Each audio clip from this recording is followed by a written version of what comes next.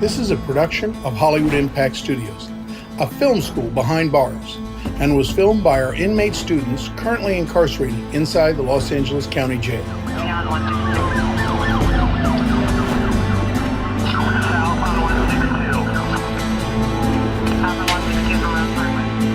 Parking units in 11A19, 11A19, domestic violence, 2035 North Avenue.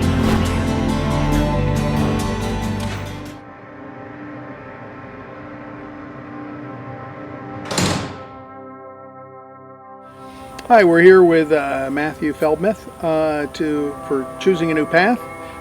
We're going to talk to him today and kind of get his story of where he came from and where he is now. Thanks, Matt, for coming out and being part of this. I want to know a little bit about your background, where you grew up, about your childhood and young adulthood. Okay, it's a pleasure to be here today. I grew up in Arcadia, California. I was born across the street from the Santa Anita racetrack, and went to school there. I grew up in a Christian home. We went to church on Sundays, and good parents. My mom was a stay-at-home mom, and my dad worked blue collar, and we never went without his kids. Sports was real important, Little League and track and field, baseball, football, all sports. And I had a really good childhood. And brothers, sisters? Oh, I have a oldest sister is Lori. She's 5 years older than me, born in 54. Paul is born in 56. He's 3 years older than myself, and then David is the youngest, and he's a year younger than I am. And we had a very close family, went to church like I said, and then public schools, and about the age of 15, my sophomore year, I went to a private Christian high school, Maranatha in Arcadia. And it was at that time that I started experimenting with marijuana. Really? Yes, and immediately my life changed right then. So this is interesting because I think most people would think, okay, you're going to a Christian high school. Wow, that's got to be a very safe environment. And that's where you started experimenting. Yeah, and one of the things that looking back on it that I think about is this. We had a vacation home in Bullhead City, Arizona, and I had dirt bikes and go-karts, water skiing, fishing. We had it all. And I used to get an adrenaline rush riding that dirt bike through the desert, and not knowing, when a riverbed's going to come up and if you're going to make it to the other side and what's going to pop up, a cactus or a rock. And I loved that adrenaline rush. And when I started to smoke pot immediately, I liked smoking it before school and being just stoned out of my mind and being around teachers and the other students and nobody knowing. And at that time, if you got caught, it would have been a black eye for my family. I would have been kicked out of the school, and everybody at that school went to our church, and it would have been a bad scene, But I liked that rush. It was like riding my dirt bike kind of, and at that time, right from the beginning, looking back, I was an addict because that's all I wanted to do at 15 years old was smoke pot.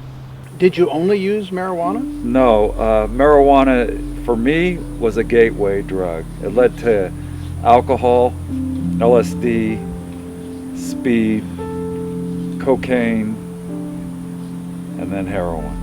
And this whole time your parents had no idea? No. After about a year, they began to wonder because my oldest brother had been using, and he didn't have to hide it from him. And I would use Visine and stuff, and to cover up my eyes, and they kind of knew.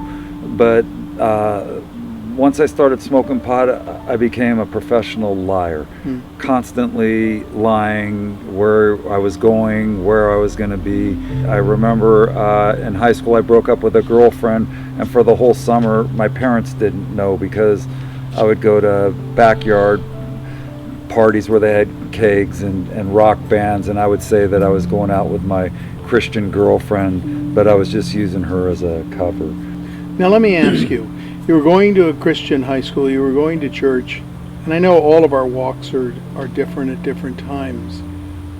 At what point did you accept Christ the first time? That's a good question, Gary. I'm glad you touched on that, because at 5 years old, I have no recollection of it. I supposedly said the sinner's prayer in the children's Sunday school, okay? And my whole life I was told, Matthew, you're going to go to heaven, you're a Christian. When you were 5 years old, you accepted Jesus as your personal Savior, okay? But yet, I never remember doing that. One of my favorite sayings is James MacDonald, and he says, if your faith hasn't changed you, your faith hasn't saved you.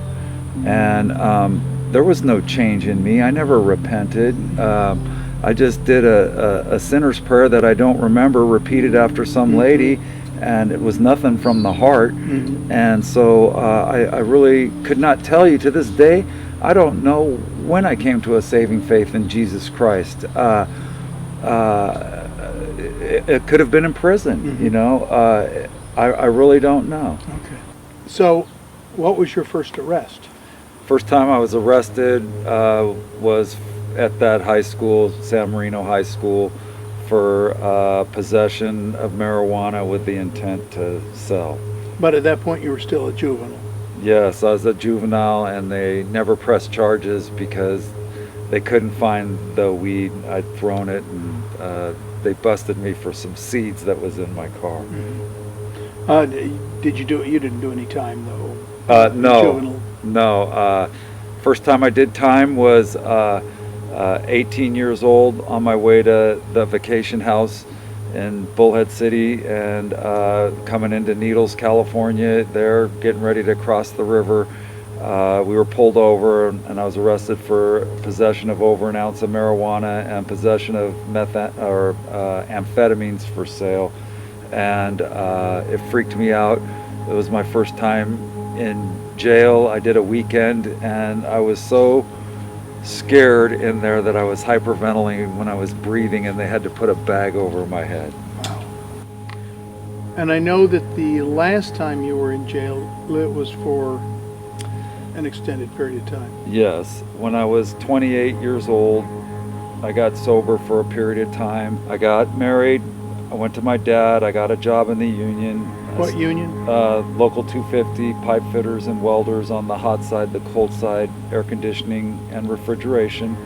And I did a 5-year apprenticeship. I used on and off for short periods of time during that, but my wife had a pretty good handle on me. I was in love with her. I didn't want to lose her. It was during this time that we got pregnant, and so after third or fourth miscarriage, I took my wife to a specialist. He said, go on a nice vacation, get her pregnant, bring her back to me. At 3 months, I'll do an operation, and I think I can help you guys have a child. And it was a problem pregnancy. They had to remove the baby C-section, and because of the labor, he swallowed some of his own feces in the womb. And after we brought Jacob, my son, home, Stacy, my wife, didn't want to go back to work.